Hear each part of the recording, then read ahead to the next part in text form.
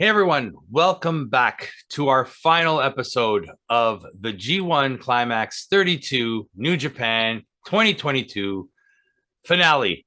Here we're going to be covering the semifinal matches and the final matches, our final thoughts on the tournament, some of our best performances, some of our best performers, maybe even some of our favorite commentary teams of the show, and who we didn't like in this tournament, which wasn't a lot, surprisingly. It and I really enjoyed this new format this year. Less matches gave more stakes to some of it. Yeah. Yeah. But before we get started, once again, just want to remind everybody, link to the Discord server is down in the description box below. Make sure you go on and check that out because within the coming weeks, we're going to be having our review of Clash at the Castle. We're going to be having our review of All Out. And I might even put out one really quick small review in September when I go to see AEW in New York. I'll definitely be filming it and live blogging it over there. So make sure you stay tuned to my Discord and to my Instagram. So this way you can see all the fun happenings at AEW's Grand Slam. So now that we got out of the way, like, comment, subscribe. And once again with me is Campo. Campo, Yeah, forget about me. I don't matter. Let's continue this. let's Let's get down the road. let's get down the road to Wrestle Kingdom, right? Mm-hmm. So start off our first semifinal match of the night, which was Okada versus Tamatonga. I didn't think this was going to be the main event, but it was Okay. still good. Was this match good? Yes. Yes. Okada can do a match. He Mm-hmm. does matches His and very timing is well. impeccable. His moveset is not the widest in range, but the problem with this match is that we knew right away that there was no way in hell they were letting Tonga beat Tamatong, yeah. Okada. So this match obviously was a foregone conclusion. And who won? Okada, Oh clearly. no! I don't. Surprise, surprise. Crazy. Surprise, But surprise. it was a pretty good match. Yeah, it was. It The was very pre-matches to this though were very nonsensical. yes. It was a little. Minus, Sorry, sorry, go go. ahead. No, No, you I was go. gonna say this. The offense was a little bit more balanced in this match than Oh it yeah. was in like the match previous night with Okada and Archer. Mhm. Whereas the previous night it was all Archer. But that match was really good, Yes. and this match was really good. The opener matches for this night were kind of crappy, except Mm-hmm. what's his face came back. Kushida. Kushida. I literally choked on his name. Yeah. You also had a return of the Good Brothers in this. Oh This yeah, yeah. a That's bit of a Bullet Club reunion. yeah. You kind of need that a little bit. Yeah. But yeah. So that wasn't a very eventful night leading up to this. I just wanted to say No, that. they The were. next night, the finals, the early matches were pretty decent Yes, they actually, were. because you Yeah, brought out a lot of the light guys, the junior weights or and some junior young heavyweights. lions in those Yeah, matches too. that So was fun. But anyway, so I think this match was really yeah, it was well done. it It's for was. having Tonga versus Okada. I mean, this is Which my we thing. haven't seen this match I before, don't have want to we? see Okada. I like Okada. I think he's a great wrestler. But at this point of him, it's John Cena esque. That was the Yeah, name I've been looking for this whole time. Like it's just always Okada, always. yeah, And then he won two, which was like, oh my god, are you kidding me? yeah. Very. It was like they're booking him to the moon, which we'll get into it as our final thoughts happen to this. But I find this match. Okada goes over. He goes to the final. He is perfect. He has perfect timing. This also cements Tonga as a main eventer, as a heavyweight main eventer. He's up there now. He is going to They be, waited till he was like 45, but but he's there now. he's there now. He's there now. All it took was his brother to get injured. It's true. Is Yeah. he also out of Bullet Club? Yeah, I believe so. Yeah. Because they left and they formed they were always the Gorillas of Destiny, but they were their own. I mean, the three of them should go for a trios title. Him and Jado Yeah, and the brother when he comes back. Tongaloa. No, but they also have the other brother who's in Impact. Hikuleo. Oh yeah, Hukuleo. Hikuleo. Yeah, I forgot about Hikuleo. Yeah, they can do a Three brothers. brothers. Yeah, Haku is their manager, Hey, why not? right?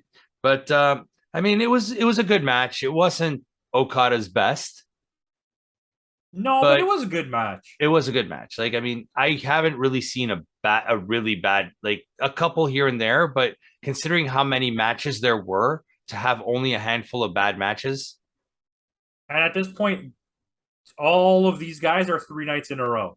yeah. And even for me, I was getting a little bit of burnout at this point too. I'm not gonna lie about that. I was pretty excited. Like these matches, Yeah, these weren't even like, because I knew there wasn't a lot of matches. These yeah, 2 nights, I woke up early before work just to watch them. I didn't even want to wait yeah. till Same afterwards. here. I finished watching them 8:30. I get ready. I start work at 10. It I was watched them. perfect. I watched the matches, like the main matches, and then at Mhm. night when I came home, I watched the That's pre what I stuff. did. Yeah, as I'm lying in bed, just like Yeah, Brian Wilson did. nice, Shout out to Putty's video. nice, double shout out. Okada goes over. This was a 20-minute match, almost, not quite, but Worth it. worth it, completely worth it. Then we head into our second semifinal match, and oh my god, was this deserved to be the main event match? Yeah, this was one of the best matches of the tournament. Tetsuya Naito versus Will Ospreay.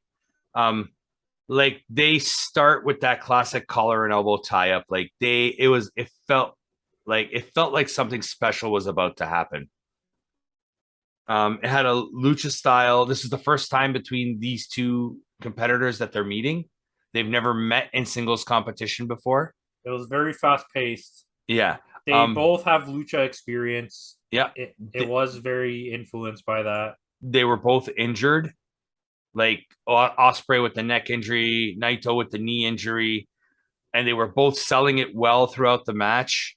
The reversals in this match were absolutely insane. Like when Yeah, they the started, entirety of the end of the match was just reversals. yeah, and like he reversed Stormbreaker into a Destino. That looked sick. So I don't want to jump the gun here, but I'm going to Mhm. anyways. Towards the end of the match, Mhm. I don't know if he did a hidden blade or if it was Stormbreaker, and Naito kicked out. It was a Stormbreaker. And then it led to this like chain of events where you were like, "Oh my god!" And for me, Oh no, no, obviously, no! It was that Hidden Blade? yeah. Spoiler here: Ospreay goes over with the Stormbreaker Okay, so he hits him with the hidden blade. He kicks three out. times. Three times. Yeah. So and at this point, you're like, okay, this is getting scary. My guy's gonna lose for me. Mm-hmm. And but then Naito had this rush of offense where it Mm-hmm. was like the match is over. Oh my god, it's over. Yeah. He beat the crap out of Will Ospreay. He set him up for Destino, and then it gets held. Yeah. And you're like, oh no. And then it gets reversed, and then it led to Will Ospreay's offense, and I'm like, oh, this is over. I thought this match was going to go like 40, 45 minutes the way they were Oh, it going. was great. It was an epic Yeah. match. And I would have loved to see it go 40, 45, but I think it was what, 27, 28. Yeah, this was one of the highlight matches of the tournament as well for me. It was a fantastic match. It was this is like we said the other night about the Kenta Tanahashi match. Go out of your way to see at least both semifinal matches for sure, for sure. Yeah. And Ospreay goes over surprisingly. Okay. So obviously I was upset at this point. Ah, yeah, of course. So was I. Naito was my guy. So to me now, I'm thinking at this point, right? Okada has everything that, and this we're not even. This has nothing to do with the match, but storyline wise, Mm-hmm. and Will Ospreay's up and coming. He has the Rev Pro. He has Rev Pro for like 900 days. He has the US title. What better thing to continue putting him over? Let him win the G1. Let him get the title shot against Jay White. Let him win the title. Then send him over to AEW and let him get that trios title. And now you have him draped up in gold, and it's a good look for everybody, I think. Yeah, he could be the next Kenny Omega. And he's which gets into our next match after that. He's a perfect combination of a greasy ass heel but also a face. Like it's a really weird. It's kind Yeah. of The Rock or Stone Cold-ish. And he's a Like, fantastic performer oh, too. he like I said, he's arguably the best wrestler working. Yeah, And absolutely. I thought this is the chance. Let's drape up in gold. This is my storyline thoughts going Yeah. into the finals now.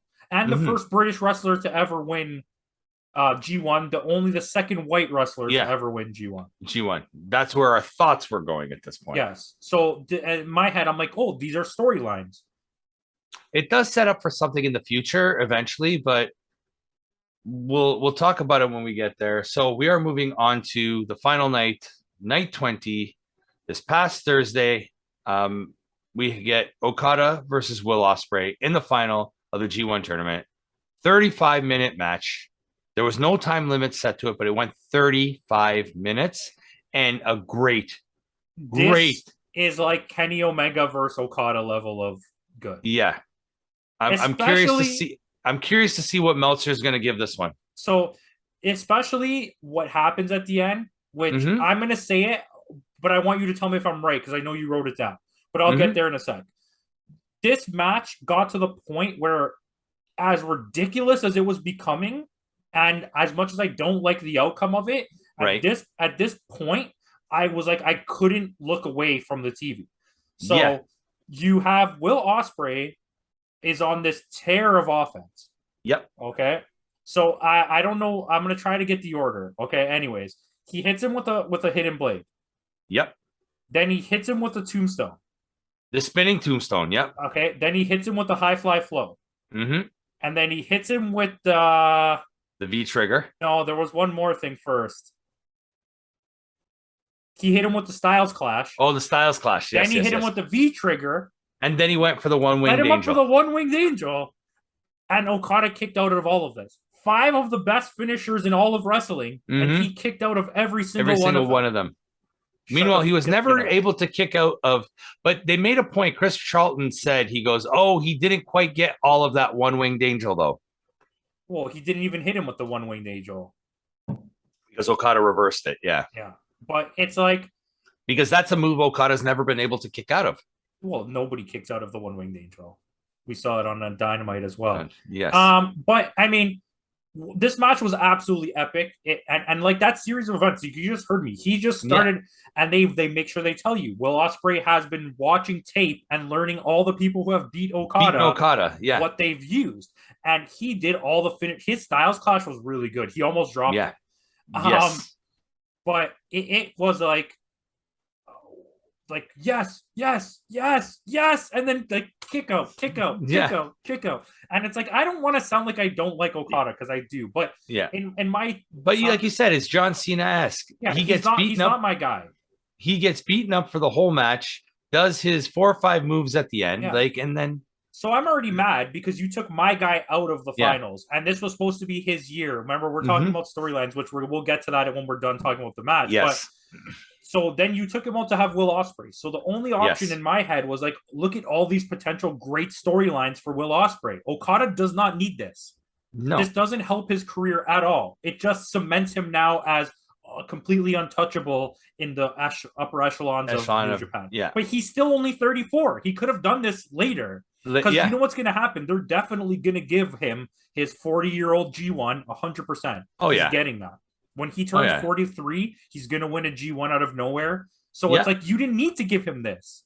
This is a great storyline for Will Ospreay. By the way, Okada goes over. I'm sorry. Yes. Yeah. But was I right about the order that he did that in? That's the exact order he did it in, yeah. I just don't remember who's the one who does the spinning tombstone. Oh, Ospreay's tombstone was regular. Oh, okay. Okada did the spinning one.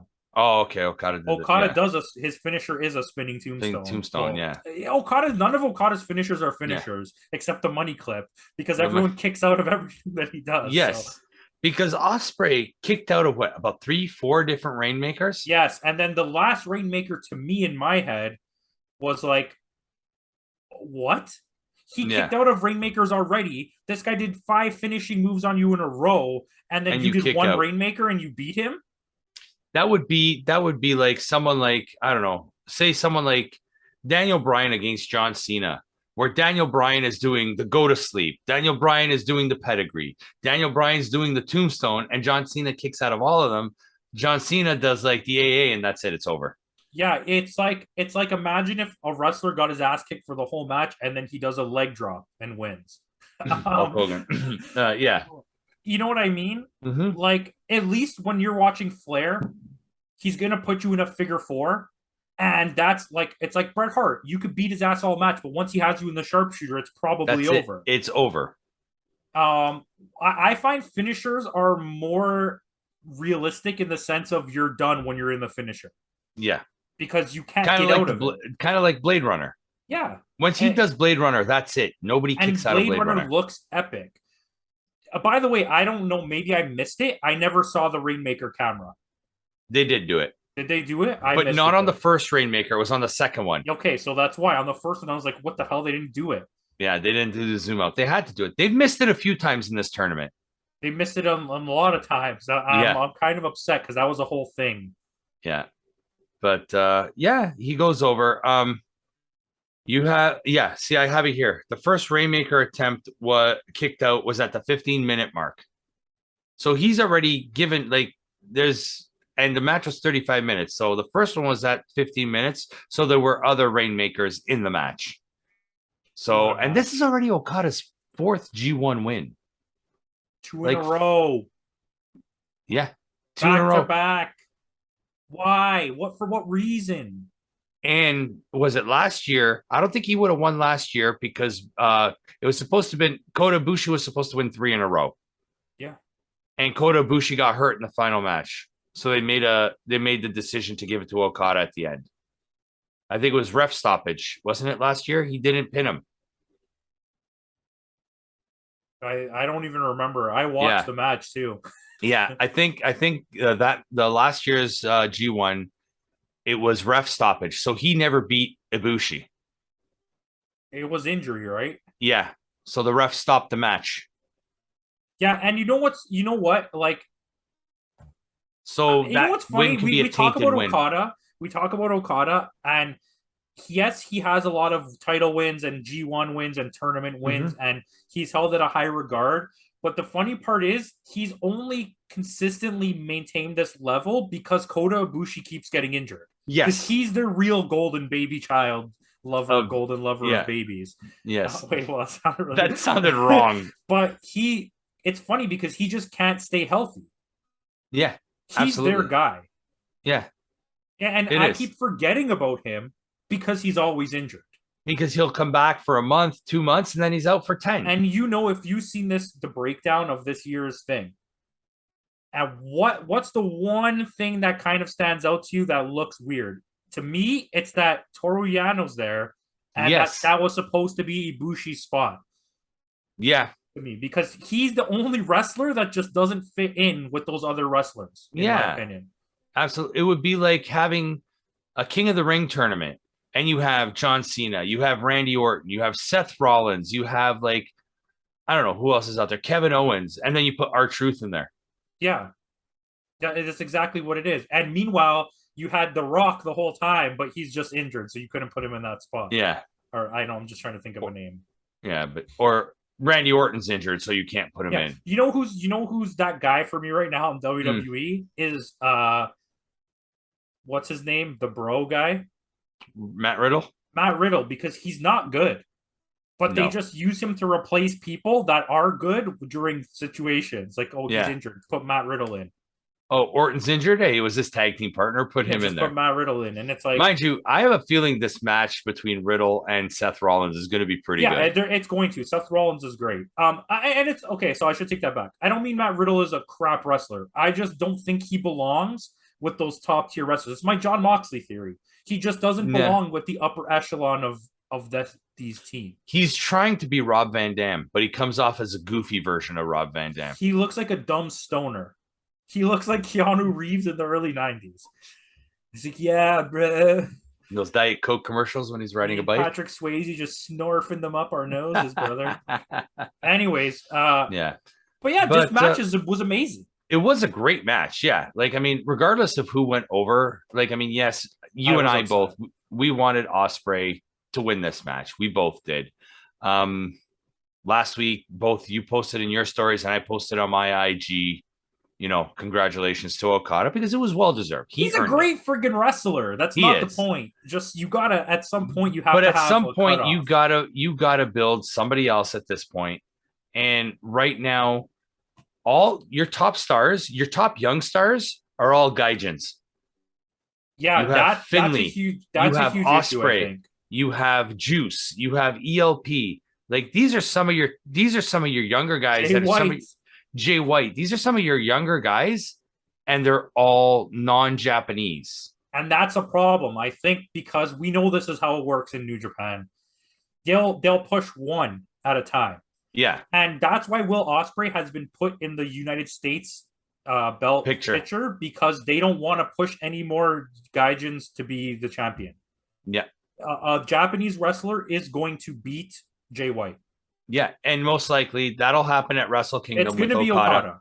Yeah, And he's going to be the 47-time champion with yeah. 4 G1s. And it's like, but you know what's funny? When you look at like some of the greatest wrestlers ever in New Japan who have titles in all kinds of companies and they've won every title in New Japan, like Goto or whoever even, um, he only has heavyweight championship wins and G1 wins. He has nothing else. Nothing else. Yeah, he wasn't like someone like Omega who started as a junior heavyweight, junior tag team, Yeah. goes on, and then he ends up going to He won the US he champ. won everything. He won the open weight, he won the US, he won the Intercontinental heavyweight, he won the junior tag and regular, he won the trios with the Young Bucks. Yeah.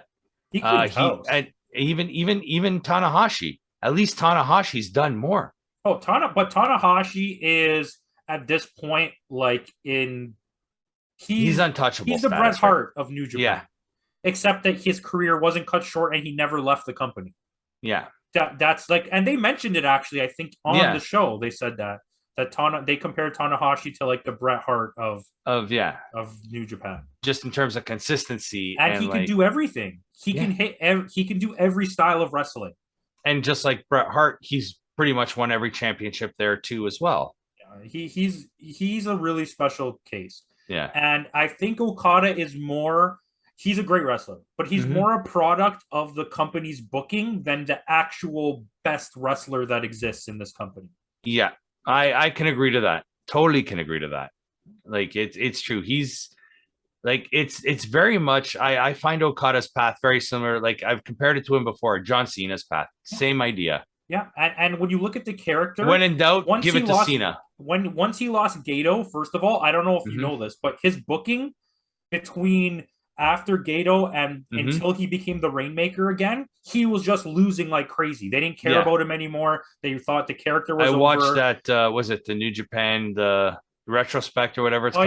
The recount. Recount, and to me that was really like shocking because I didn't know that. And then once they introduced the Bullet Club storyline again, when they brought it back with Chaos, then all of a sudden people wanted him back and he became the Rainmaker again, and it was this whole thing. But I mean, to me, when you're talking character, you're talking skill on the mic, which is like weird because they don't really do that kind of stuff. No, they don't do promos. In-ring skill, the tiers of talent they have, like Naito is like god tier. Yes, in terms of wrestling ability, Naito is probably at the top because he can do lucha style, he can do strong style, he can do technical, and he can do decorated physical. In a Tanahashi-esque way in terms of his stats. He was the first unified champion. Yeah. The dude just walking around, dragging 2 belts on the floor, throw them on the floor. He didn't give a fuck about anything. He's so cool. Yeah. And it's like, this is where they're missing it with John Moxley. This is what cool is. Naito is cool. Yeah. Okay. But it's like, to me, like we said, the Goto storyline, the Naito storyline, the Shingo storyline. Oh my God, yeah. These were all much better, more deserving wins than Okada. Even Tanahashi getting a win late in life because he's getting really old now, and you're not going to give it to him at 50. So we know a G1 win is coming for Tanahashi soon. Like I think Tanahashi's. I honestly think Tanahashi's is next year. Yeah, Tanahashi might. I think Tanahashi's winning the G1 next year, and Tanahashi's going to go on one last run with the belt. I think, so I'll give you a pitch on that in a second. But even the Will Ospreay I would have ended loved up, to see Tanahashi beat Moxley for the yeah, AEW. but they But then weren't going to again, do that. he wouldn't have been in the G1 if that were the Like we case. said, that match was supposed to be okay. If the rumors were true, it was supposed to be Kenny Omega versus Naito. Yeah. But because Kenny was injured, Naito got called and told don't even show up, and they Yeah. changed the match because Tanahashi and Moxley have kind of a storyline Yeah. where they never got to face each other. Right. Because the interim champ, they wanted to give it to Omega, but he He at wasn't the ready. last minute he wasn't ready to come back. He had another setback. Yeah. Which that would have been a crazy match. Naito versus Omega. Holy crap. Yes. For the inter. But anyways, so Yeah. I think even the Ospreay storyline works for me. And it just Okada didn't need this. This doesn't help his career. He's already cemented. He has so many more years to win another G1. It's like when Cena wins the Royal Rumble. What's the point? Yeah. It's like, okay, any wrestler that's already extremely established now and holds a title or had the title recently. Like, imagine next year's Royal Rumble, right before the Rumble, okay? Roman Reigns loses both titles, then wins the Rumble and wins both titles back at WrestleMania. Like, no, that's not how you That's what book. Brock Lesnar did a few years ago. I know, that's not how you book. Someone to win the Royal Rumble would be someone like Seth Rollins, who hasn't held a belt in so long, or Kevin Owens. He said it on Monday, last week on Monday. He said, I haven't held WWE Championship in 5 years. And I thought to myself, holy shit, has it been really that long that he hasn't won a belt? But if you book that in a way like this, so let's say the Brock Lesnar situation, if you booked Brock to win the Royal Rumble, whoever you book, if you book a top tier guy to win the Royal Rumble, you use that momentum and you let them lose to the guy. So you're giving them the Royal Rumble win on their statistics in their career because that's like a special thing, but you're not giving them the title back, which I think is how you should book that. Which is like Okada versus Jay White right now. If you're smart, you don't give Okada back the title, but they're going to as a transitional champion to give it to like Will Ospreay. I really think that's what's going to happen. Yes, I think that might happen. Or Ibushi's going to come back and win the title. What I think might happen is at Wrestle Kingdom, we're going to get that 3-way match with Ospreay, Finlay, and Juice. Juice doesn't need the win. I think Juice needs to be there to take the pinfall.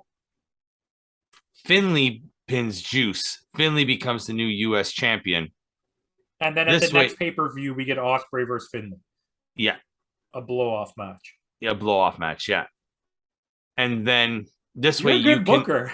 And then we elevate Finlay by putting that belt on him. Yeah. Because he's been there so long and he's always been at the bottom of the card. This will put him in the upper mid card. And I think like we talked about this, sometimes just putting gold on someone means something important.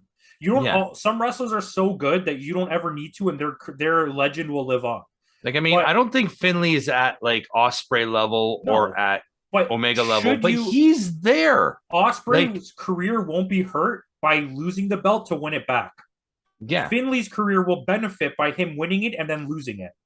Yeah. Do you know what I mean? Like, Finlay's not going to be hurt after he loses it because now people are going to know and seen these two matches and been like, holy crap.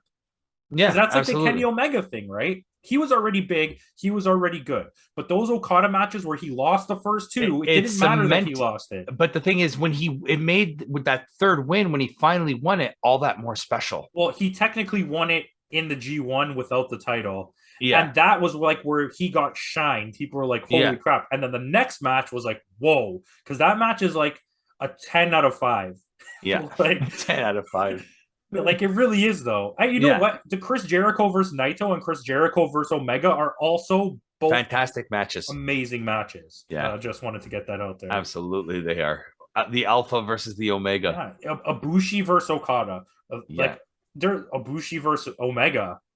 Yeah, there's a lot of good matches in recent memory for this. Tanahashi matches against Okada. There's a few really good ones. Yeah. AJ Styles against is it Okada? It was Okada, yeah. He beat Okada, match. for the belt. Yeah. But all in all, like I said, I really enjoyed the new format. It made you think, like, for example, before when there's 2 blocks with 10 people in each block, you lose 2 or 3, you could still mount a comeback, right? This time If if they you were lose fully two, healthy, yeah, the blocks would have been disgusting. yeah. And this one, like for example, when Naito lost the first two matches, we thought he was done for. Like to do what he did afterwards, it felt special. The booking felt a little bit more energetic. I kind of liked that the fact that they divided the blocks. Yeah, I mean, yeah, go ahead. Thanks. I actually have a pitch, and I think Sure. this is a good idea. As a company that's fully influenced on New Japan, because Mm-hmm. they basically are New Japan in America, Is AEW, a yeah. I think you should do a new type of tournament where you have a one singular pay-per-view that's all the finals matches, okay? And what you do is that whole month leading up to it, every show is every single belt gets put into a tournament. And whoever wins the tournament faces the champion at that event. So you have the tag, the women's, the TNT, so that and call it All Battle the of the Belts. And the yeah. whole pay-per-view is just 10 belt matches. Yeah. And I think, holy crap, because we don't have that kind of thing anymore. King of the Ring is gone. Yep. Survivor Series is not Survivor Series No, anymore. not anymore. But the thing is, some of the belts don't even get defended on the shows anymore. But that's what I mean. And now you Like, turn a whole month into this event. This look what like for G1 is example, doing. G1 that locked me in for a month. it did. Absolutely, it did. But the thing is, like for example, the last pay per view, SummerSlam, you had the title match, which is a 2-for-1 in that point because Roman has both belts. Mm-hmm. You had the tag match, which is a 2-for-1 because the Usos have both belts. You did not have the IC belt. You did not have the US Championship. You did not have the women's tag team belt. You had the Raw Women's Championship, which was Belair and Becky, and you had the SmackDown Women's Championship there. Yeah. But So just yeah, no one's doing this. This is a no, perfect opportunity. And to me, that makes sense. New Japan just did an absolutely epic tournament that had 30-minute long matches on yeah, weekly TV events, not on a pay per view. 3 hours a day for 4 days, every like Tuesday, When's the last Thursday, time? Saturday, and Sunday. Okay, it has happened. But when's the last time you saw an epic one-on-one in-ring match where it didn't involve running around the arena or cages that went for 30 minutes and was just like a battle of skill? You never see You that know on what? To American be TV. fair, last Monday, Kevin Owens versus Drew McIntyre. Yes, okay, and That was but how long did it take him to do that Daniel match? Though? Garcia versus Brian Daniel Danielson. Bryan. Yeah. But it doesn't Yeah, happen Brian often. Danielson. Yeah, It doesn't happen often. And it's especially in WWE, they seem very hesitant to allow good matches to be on the weekly TV. Yeah, Which absolutely. I'm hoping Triple H turns that around. Well, I think he did because, like I said, that match on last Monday was. Okay, I'll go watch it if you shut up. All right. Yeah, no. It honestly, I told Who you to was go it? watch it Who when was it it? aired. Kevin Owens versus Kevin Owens versus Drew McIntyre. yeah, Drew I McIntyre. heard it was really good. Yeah, like watch everything. Like watch the promos leading up to it and everything. Like it was an impromptu match, but it turned out really, really well. Yeah, I mean, American TV in terms of wrestling is struggling right now, I think, a little bit. After Forbidden Door, everything just kind of died off, Yeah. minus the Logan Paul match. But think about it this way. New Japan for a month did 4 days a week of solid 3-hour rest. That would be AEW like has 4 shows a week every week. You could put one match on Dark, one match on Dark Elevation, and then make all the Rampage and think just about that tournament. You don't even have to have storylines anymore. You can stop putting effort into writing storylines because every match is its own storyline of the tournament. They're all trying to win this tournament to be the next champion. Yeah. And it makes you have to have one whole month of a year where you don't have to book storylines. Yeah. Does that make sense? Absolutely. It saves you on your writing because now you can do those storylines later and you save it. So you don't have dead air episodes like this week, or I don't know if it was this Dynamite that just passed or the week before. The whole episode was just filler. It was all filler promos to plan storylines that are coming up. Yeah. Road 2. Yeah, Road 2. But so we'll go in. Let's talk about some of we won't pick our favorite matches because there's just too many. No, but Ospreay versus Okada. Let's just call that. I think that's safe. There's other great matches, but I think let's just say that. The final. I would put the Tanahashi Kenta match up there. And if I there would were, put the Will Ospreay Naito match up there as well. yeah, absolutely. But I think those are safe bets. Who is your most standout performer of this tournament? Like shockingly standout or just Yeah, the best? do one of each. Um, to be honest with you, okay, the guy that really surprised me was El Phantasmo. I think a Yeah. few people did. Yoshihashi was really good, and Finley. Takahashi. Yeah. But I think El Phantasmo really put on some good matches, and it was unexpected. And I mean, there was a lot of really good wrestlers here. I But could this, see El Phantasmo going on a run for the junior heavyweight yeah, championship. well, he's heavyweight now. Oh yeah, Yeah, because he yeah, changed. They talked about it. But you know what, Jay White's booking and his match quality was. It wasn't the highest quality, but every match was perfectly steady. There was no yeah, fluctuation. He had no like consistent. They were all bad, yeah. consistent. There Yeah. was no like bad match. And that's And why that loss to Tonga was shocking. yes, and that match was fantastic too. Yeah. Yeah. I think so. I mean, Will Ospreay's always good, but like, yeah, Yeah. I'll say those two: Phantasmo and Jay White. And Jay White. I'm gonna go with Phantasmo, but shockingly, I'm surprised Takahashi had a good tournament. That group was all surprise people for us. Yeah. Now that you look at Yeah. it, Yeah. The whole Shingo put on the performance, like all of that whole group was you know what? fantastic. Can I change mine? I'm You're gonna gonna change push. both Jonah and Shingo. Yeah. I Jonah is think my Jonah standout, and Shingo is my shock. no. Yeah. Jonah is my shock, and Shingo is my standout. Yeah. Because we Every weren't Shingo match was going into good. this tournament, we did not expect much from Jonah. No, and he had some good matches. Yeah, and like I said, I was familiar with Jonah when he was what's his name in NXT, and he was North American champion for a while. I was familiar, but they didn't really give him enough chance to shine because he was a champ for a short time until Vince took over, and then they released him. Yeah, I mean, But Shingo was great. yeah, yeah, it's I don't know. It was a good tournament. Who was Wait, the worst? what was the Shingo match that we really liked? The Shingo was it the Shingo Osprey match? Was that the last match? No, it was the No, one before that. I gotta look We, it we up. gotta we gotta look it up. I made a book. That one is possibly the contender for match of the year. Okay, so the last Shingo's last match was the Shingo against where is it? It was the second last match that he had. Yeah, it was Shingo Takagi versus ELP, which was his last match. Yeah, so it wasn't that. No, it was Goto versus Tanahashi was really good too. Yeah, Actually, Goto versus Tanahashi was really good. Jonah Archer, Taichi, Takahashi, Owens, Ishii, Okada, Jonah, Oh wow. Juice, ELP, Takagi Osprey. That was his second last match. Okay, so that match was fantastic. Yeah. Yeah. So Yeah. You already knew the answer. We had to look for it. Yeah. Standout announcer was definitely Lance Archer. Yes. I just really enjoyed his storytelling. Yeah, I agree. Like, even though he didn't add much in terms of actual match commentary, he's telling you little stories that kept me entertained at the low points of the match. Just that one little moment with the Sister Act 2 thing was like enough. You had me. Yeah. You freaking had me. What yeah. are you doing? I'm going to get the DVD. It's 14 years old. It's probably worth a lot of money. But yeah, like I was very surprised. But the thing is, Archer's timing when he was on commentary. So he knew the match. You could see when the match, because he's such a student of the game.